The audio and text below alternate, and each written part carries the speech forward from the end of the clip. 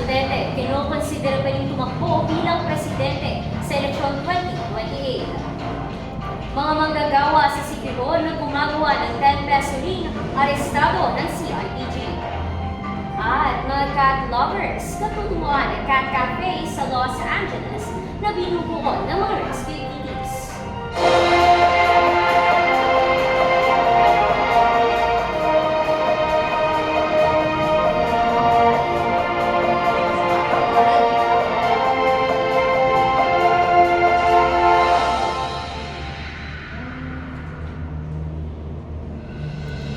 Magandang araw, Batangas! Mabuhay! Calabarzon!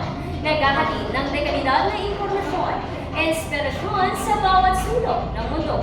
Ako si Jeshel Carreta at ito ang Hiraya ng Calabarzon.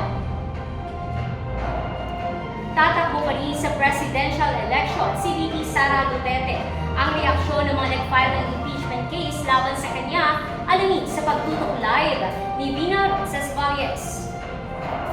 Sa kabila ng bantang pagtanggal sa kanyang pwesto bilang vice, seryosong kinokonsidera pa rin ni VP Sara ang pagtakbo sa 2028 presidential election.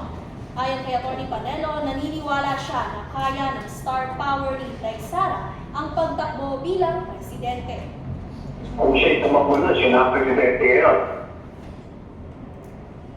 Ito'y matapos ang isinagawang National Rally for Peace ng INC na tinatayang mahigit 2 milyong miyembro ang dumalo.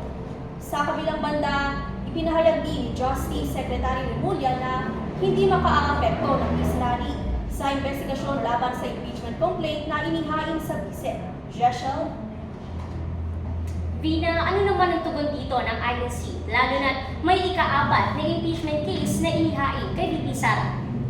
Sa ngayon, wala pang tugon dyan ng INC. Sa katunayan nga niyan ay iginigiit ng INC na walang halong politika o suporta sa may mga posisyon ang isinagawang rally.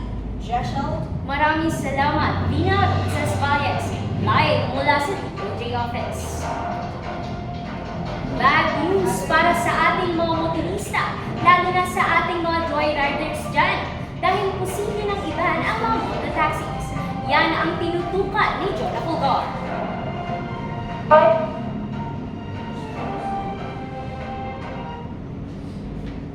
Isa si Chirian sa mga sumasakay sa joyriders, lalo na kapag papunta siya ng trabaho. Ngunit ngayong posible maging illegal na ulit ang mga mototaxis, isa raw siya sa mga mahihirapan. Mahihirapan din talaga sa commuter kung wala rin sila. Kasi doon din kami nag-early. Kasi kung wala sila, paano nga kami makakapusawasan sa mga pupuntahan? Ayon sa LTFRB, posibleng 60,000 na mga motorista ang mawala ng trabaho dahil sa hindi pa rin pag-legalize sa mga mototaxis. Nakapag-submit na rin daw ang LTFRB ng request sa Congress at Senado. Pero ang na-approve pa lang ay ang extension ng pilot test period na 6 na buwan lang ang itatagal. Magiging illegal muli ang mototaxis kasama ang mga joyriders sa dulo ng 19th Congress, lalo na sa panahong ito na ang tapos ng pilot test period. Samantala, 5 hanggang 6 na taon na lamang ang sinusubukang isulong ang batas na ito. Jonah Pulgar para sa Hiraya ng Calabarzon. Naniniwala ka bang ang 10 pisong barya pwedeng pagkakitaan ng halos 1,000 piso? Sa City Hall ay nahuli na ng CIDG ang 5 sospek na ginagawa raw na siksik ang barya at binibenta sa halagang 1,500. Ayon sa Bangko Sentral ng Pilipinas, lubhang nakakasira sa ating mga barya ang creative crime ng mga sospek. Mahigit 30 hanggang 40 leaks ang nagagawa ng mga sospek sa isang araw. Sa ngayon, nakakulong na sa San Juan Municipal Station sa City Hall. Wala pa naman silang pakaya tungkol sa sitwasyon. Susunod, Alice Go at ang 30 iba pa kakasuhan para sa Anti-Money Laundering Act. At mga rescue cat nagbigay saya sa kabila ng stress mula sa LA wildfire.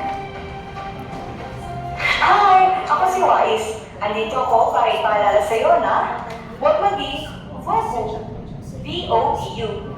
Teka, ano yun? Di vote buyer. Huwag ipagpili ang boto. Ngayong nalalapit na ang halalan, tandaan na ang kinabukasan mo ay nakasalalay sa boto mo. Maging wise sa pagpili ng kandidato. Tandaan ang pagiging wise. Ngayong election 2025, Kakasuhan na si dating Bambang Mayor Alice Guo ng 62 counts sa paglabag sa Anti-Money Laundering Act ayon sa DOJ. Ito ang kaugnay sa operasyon ng illegal na Pogo Hub na natagpuan last year sa Bawang Talon.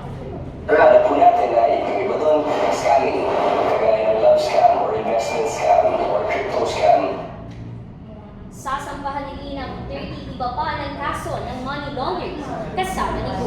Matatandaan si Go na iniistigahan rin sa mga kasong gambling and other criminal activities.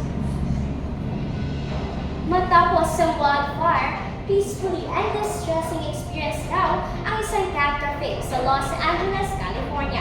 Narito ang ulat ni Pina Cesvalles. Nagbibigay saya ngayon sa mga citizens ng Crumbs and Whiskers, isang cat cafe sa Los Angeles, California. Sa kanilang 15-minute session ay maaari nang makipagkulitan, makipaglaro at mag-picture taking kasama ang mga rescued na pusa. Para naman sa isang cat lover na si Danica, maganda raw ang cafe na ito, lalo na kung maraming stray cats na napapabayaan lamang dito sa Pinas.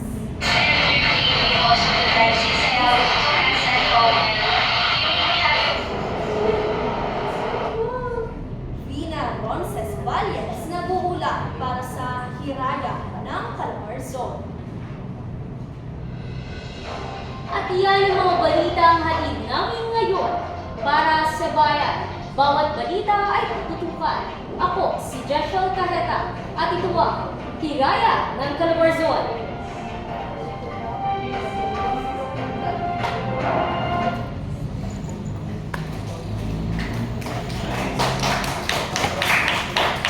We're done.